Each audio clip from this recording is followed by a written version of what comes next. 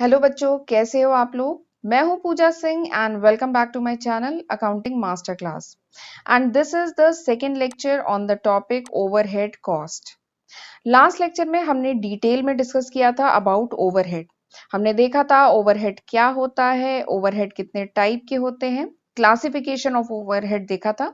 उसके बाद हमने देखा था कि ओवरहेड के केस में एक बहुत बड़ी प्रॉब्लम आती है कि ओवरहेड को कैसे डिस्ट्रीब्यूट किया जाए। ठीक है, तो ओवरहेड डिस्ट्रीब्यूशन हमने समझा था, प्राइमरी डिस्ट्रीब्यूशन, डिपार्टमेंटलाइजेशन, ये सारे ही कॉन्सेप्ट हमने लास्ट टर्न पे डिस्कस किए थे। वहां हमने देखा था कि ओवरहेड डिस्ट्रीब्यूशन के 4 स्टेप्स होते हैं। कौन कौन से, याद करिए कौन कौन से स्टेप होते हैं। सबसे पहला स्टेप होता है कलेक्शन ऑफ ओवरहेड। दूसरा स्टेप क्या होता है, allocation and apportionment of overhead, right.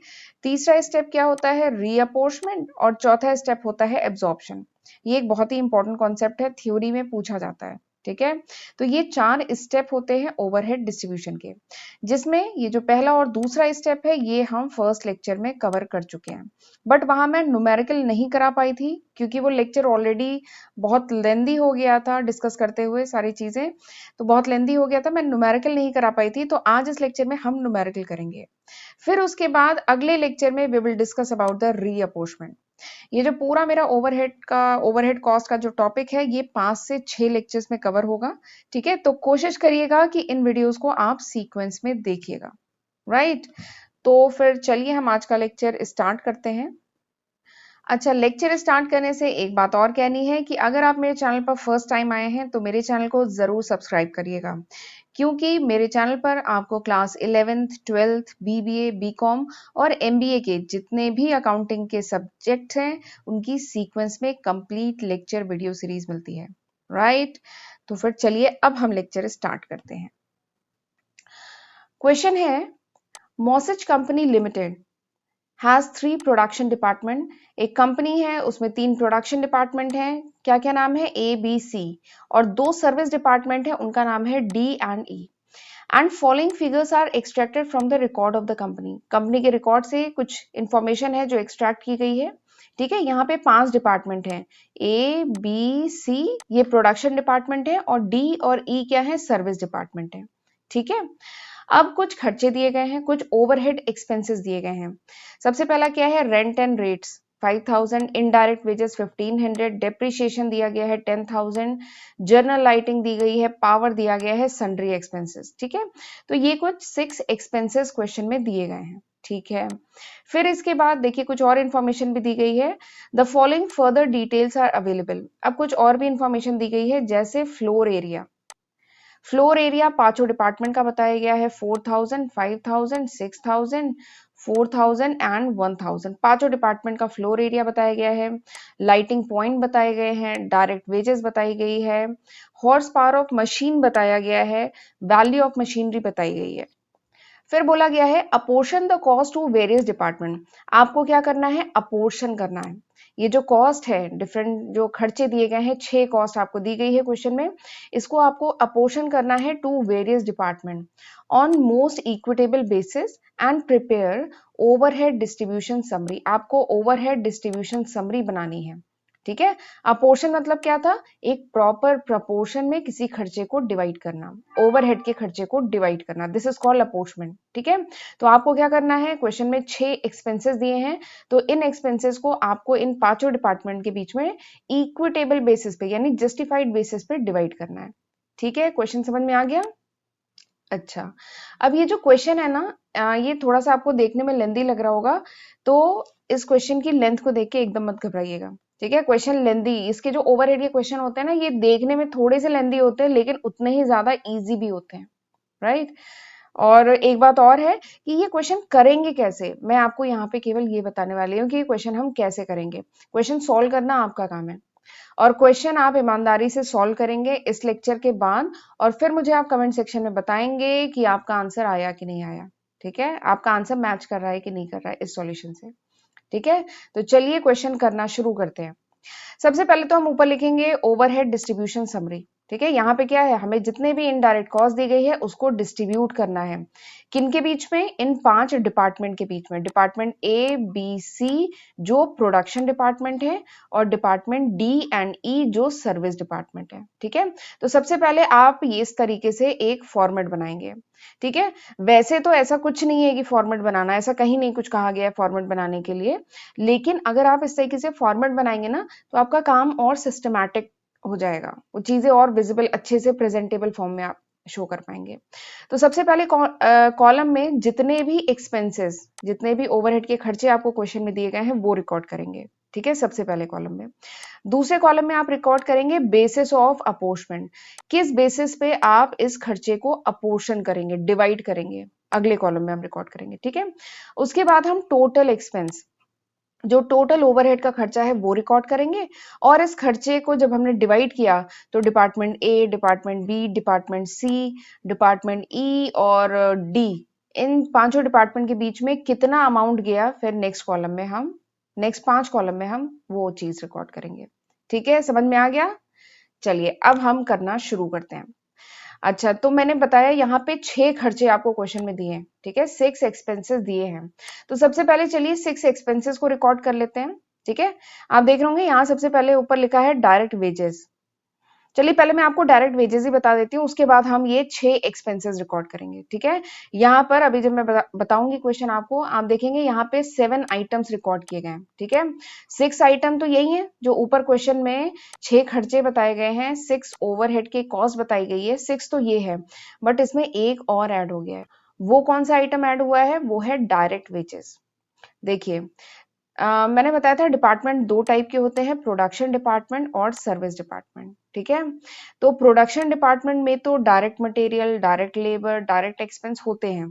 क्यों होते हैं? क्योंकि प्रोडक्शन डिपार्टमेंट में प्रोडक्ट बन रहा है, और जो भी मटेरियल, लेबर और एक्सपेंसेस प्रोडक्ट से डायरेक्टली रिलेटेड होते हैं वो डायरेक्ट हो गए। ठीक है, लेकिन सर्विस डिपार्टमेंट तो प्रोडक्ट से डायरेक्टली रिलेटेड नहीं होता है ना, सर्विस डिपार्टमेंट तो प्रोडक्शन डिपार्टमेंट को सर्विस प्रोवाइड कर रहा है, तो सर्विस डिपार्टमेंट में कुछ भी डायरेक्ट कॉस्ट नहीं होती है। सर्विस डिपार्टमेंट में कोई भी डायरेक्ट कॉस्ट नहीं होती है। ठीक है, सर्विस डिपार्टमेंट की जितनी भी कॉस्ट होती है ना वो सब इनडायरेक्ट कॉस्ट होती है। ठीक है, ध्यान से समझिएगा, सर्विस डिपार्टमेंट की जितनी भी कॉस्ट होती है वो इनडायरेक्ट कॉस्ट होती है। ठीक है, तो यहाँ पे देखिए दिया है डायरेक्ट वेजेस, ये देखिए यहाँ पे दिया है ना डायरेक्ट वेजेस, डायरेक्ट वेजेस पांचों डिपार्टमेंट के दिए गए हैं। ठीक है, तो अच्छा एक बात और है, चलिए पहले मैं वो बात बता देती हूँ, ये है ओवरहेड डिस्ट्रीब्यूशन समरी। ओवरहेड मतलब इनडायरेक्ट कॉस्ट, तो ये जो ओवरहेड डिस्ट्रीब्यूशन समरी है यहाँ पे आप केवल ओवरहेड यानी इनडायरेक्ट कॉस्ट को रिकॉर्ड करेंगे। कोई भी अगर क्वेश्चन में आपको डायरेक्ट कॉस्ट दी है, ठीक है, तो आप इस ओवरहेड डिस्ट्रीब्यूशन समरी में नहीं रिकॉर्ड करेंगे। ठीक है, ये बात समझ में आई? ये क्या है, आपको ओवरहेड डिस्ट्रीब्यूशन समरी बनाना है ना, तो केवल इनडायरेक्ट खर्चों को रिकॉर्ड करेंगे। इसीलिए ये जो 6, ये जो आइटम यहाँ पे दिए गए हैं ये इनडायरेक्ट है, इसमें कोई भी डायरेक्ट एक्सपेंस नहीं है। ठीक है, और और इसीलिए ये जो डायरेक्ट वेजेस ये यहाँ पे हम रिकॉर्ड करने जा रहे हैं, एक्चुअली ये सर्विस डिपार्टमेंट के लिए ये इनडायरेक्ट है, इसलिए केवल सर्विस डिपार्टमेंट में रिकॉर्ड किया। ये बात समझ में आई? देखिए यहाँ पे दिया है ना डायरेक्ट वेजेस, तो इस डायरेक्ट वेजेस को हम रिकॉर्ड करेंगे और ये एक्चुअल फिगर ही रिकॉर्ड किया जाएगा। ठीक है, बट ये हम प्रोडक्शन डिपार्टमेंट के लिए डायरेक्ट वेजेस नहीं रिकॉर्ड कर रहे हैं। क्यों? क्योंकि ये जो डायरेक्ट वेजेस है प्रोडक्शन डिपार्टमेंट के लिए डायरेक्ट कॉस्ट है, और ये क्या है, ओवरहेड डिस्ट्रीब्यूशन समरी है। ठीक है, तो यहाँ पर केवल हम इनडायरेक्ट कॉस्ट को रिकॉर्ड करते हैं, तो डायरेक्ट वेजेस को प्रोडक्शन डिपार्टमेंट के लिए छोड़ दीजिए, यहाँ पे हम कुछ नहीं रिकॉर्ड करेंगे। लेकिन डायरेक्ट वेजेस सर्विस डिपार्टमेंट के लिए क्या है, वो इनडायरेक्ट कॉस्ट है। फिर से रिपीट कर रही हूँ, ये जो डायरेक्ट वेजेस है सर्विस डिपार्टमेंट के लिए क्या है, इनडायरेक्ट कॉस्ट है। तो एज इट इज जो क्वेश्चन में डायरेक्ट वेजेस दी है, जैसे डिपार्टमेंट ई की दी है 1500 और इसकी दी है 500, तो हम इसे एज इट इज रिकॉर्ड करेंगे 1500 एंड 500। ठीक है, समझ में आया? ये बस पहला जो आइटम है इसको थोड़ा सा समझना है, बट ये एक बार समझना जरूरी है क्योंकि अभी जो हम रीअपोर्शमेंट करेंगे ना उसमें भी सेम यही कॉन्सेप्ट यूज होगा कि जो सर्विस डिपार्टमेंट होता है उसके सारे खर्चे इनडायरेक्ट होते हैं। ठीक है, और ये जो ओवरहेड डिस्ट्रीब्यूशन समरी हम बना रहे हैं इसमें केवल हम इनडायरेक्ट कॉस्ट को रिकॉर्ड करते हैं, किसी भी डायरेक्ट कॉस्ट को नहीं रिकॉर्ड किया जाता है। ठीक है, इसीलिए हमने प्रोडक्शन में नहीं रिकॉर्ड किया है। तो चलिए आपको पहला कॉन्सेप्ट समझ में आ गया। अब आगे सारे 6 कॉन्सेप्ट बहुत इजी हैं। चलिए अब जल्दी जल्दी से हम देखते हैं नेक्स्ट जो 6 कॉन्सेप्ट है। अगला जो खर्चा है क्वेश्चन में देखिए क्या है, रेंट एंड रेट्स। कितना का खर्चा है, 5000। अब बताइए रेंट को किस बेसिस पर डिवाइड करना चाहिए, फ्लोर एरिया के बेसिस पर डिवाइड करना चाहिए। ठीक है, तो ये जो रेंट है इसका टोटल खर्चा है 5000, आपने रिकॉर्ड किया। इसको हम किस बेसिस पे रिकॉर्ड करेंगे, फ्लोर एरिया के बेसिस पे रिकॉर्ड करेंगे। ठीक है, तो फ्लोर एरिया कितना है, देखिए 4000, 5000, 6000, 4000 एंड 1000 आप कर लेंगे। अब आप इसका रेशियो निकालेंगे। वैसे ये चीज 7th क्लास में भी पढ़ा है आपने कि कैसे रेशियो निकाला जाता है और कैसे किसी अमाउंट को या टोटल अमाउंट को रेशियो में डिवाइड किया जाता है। चलिए बस मैं एग्जांपल थोड़ा सा आपको यहाँ पे बता देती हूँ। जैसे रेंट है 5000, ठीक है, और तीन ये जो पांचों डिपार्टमेंट है ABCDE, ठीक है, इनका जो फ्लोर एरिया है वो कितना है क्वेश्चन में, 4000, 5000, 6000, 4000 और 1000। इनका रेशियो निकालिए, 4:5:6:4:1 लिख सकते हैं। ठीक है, तो अब ये 5000 का जो अमाउंट है आपको इस रेशियो में डिवाइड करना है। ये तो पढ़ा है ना आपने, कैसे डिवाइड होगा। ए का अगर निकालना है तो क्या करेंगे, 5000 मल्टीप्लाइड बाई 4/20। ये 20 कहाँ से आया है, आपने इन सबको ये जो रेशियो इनको सम किया आया 20। ठीक है, इसका सम क्या है, 20 है, तो वहां से आया है। तो आपने जब इसको कैलकुलेट किया आपका आया 1000। यानी जो रेंट है 5000 का रेंट है उसमें से 1000 आप किस पे चार्ज करेंगे, डिपार्टमेंट ए पे। ऐसे ही बी के लिए निकालेंगे तो बी का क्या आएगा, 5000, उसको मल्टीप्लाई करेंगे 5/20 से। ठीक है, ऐसे ही सी के लिए क्या करेंगे, 5000 उसका 6/20। ऐसे ही डी के लिए कैलकुलेट करेंगे 5000 उसका 4/20। ऐसे ही ई के लिए क्या होगा, क्वेश्चन में देख के बताइए ई के लिए क्या होगा, ई का है 1, ई का रेशियो क्या है 1 है ना, तो 1/20, 1/20 मल्टीप्लाइड बाई 5000। तो फिर आप ये कैलकुलेट करेंगे इस तरीके से। ठीक है, समझ में आ गया। अब यही जो अमाउंट है ना ये देखिए इस टेबल में पुट किया है। ये देखिए रेंट का जो खर्चा है 1000, 1250, 1500, 1000 और 250। ठीक है, तो इस तरीके से आप इन्हें रिकॉर्ड करेंगे। अगला खर्चा क्या है, जनरल लाइटिंग। देखिए क्वेश्चन में क्या है, जनरल लाइटिंग है ना, जनरल लाइटिंग का खर्चा कितना है, 600। जनरल लाइटिंग को किस बेसिस पर डिवाइड करेंगे, लाइट पॉइंट के बेसिस पर डिवाइड करेंगे। ठीक है, लाइटिंग का खर्चा तो उतना ही होगा जितने लाइट पॉइंट होंगे। तो लाइट पॉइंट की इंफॉर्मेशन क्वेश्चन में दी है, हाँ देखिए दी है। टोटल लाइट पॉइंट कितने हैं, 120। इसको आप डिवाइड करेंगे किस रेशियो में, 20:30:40:20:10। ठीक है, ये देखिए मैंने यहाँ पे किया है कैलकुलेशन। जनरल लाइटिंग 600 है, डिपार्टमेंट के बीच में इस तरीके से डिवाइड करेंगे किस रेशियो में, 2:3:4:2:1 इस रेशियो में आप डिवाइड करेंगे। फिर अगर आपको ए का शेयर निकालना है, ठीक है, तो क्या करेंगे, 2/12। ठीक है, ये 12 कहाँ से आया, 12 आपने इसको सम किया, तो 2/12 मल्टीप्लाइड बाई 600। ऐसे ही 3/12 मल्टीप्लाइड बाई 600। सी का कैसे निकालेंगे, 4/12 मल्टीप्लाइड बाई 600। डी का कैसे निकालेंगे, 2/12 मल्टीप्लाइड बाई 600। ठीक है, तो आपके ये सारे अमाउंट आ जाएंगे कि जब आप 600 को डिवाइड करेंगे तो कितने कितने रेशियो में ये पांचों डिपार्टमेंट के बीच में डिवाइड होगा। निकाल लिया आपने, ठीक है, तो इस तरीके से जनरल लाइटिंग डिस्ट्रीब्यूट हो गई। फिर इसके बाद अगला खर्चा कौन सा है क्वेश्चन में, देखिए इनडायरेक्ट वेजेस। ये जो इनडायरेक्ट वेजेस होती हैं ये किस पे डिपेंड करती हैं, ये डिपेंड करती हैं डायरेक्ट वेजेस पे।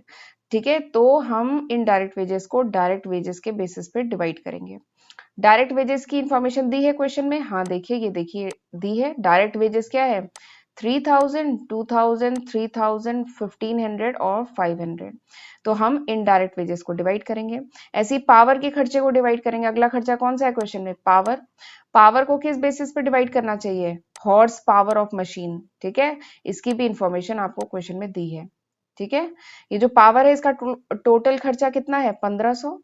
ठीक है, फिर इसको हम इस ऐसे करके डिवाइड कर देंगे। ठीक है, तो सिंपल है, जितने भी 6 खर्चे आपको क्वेश्चन में दिए हैं वो आपने रिकॉर्ड किया है।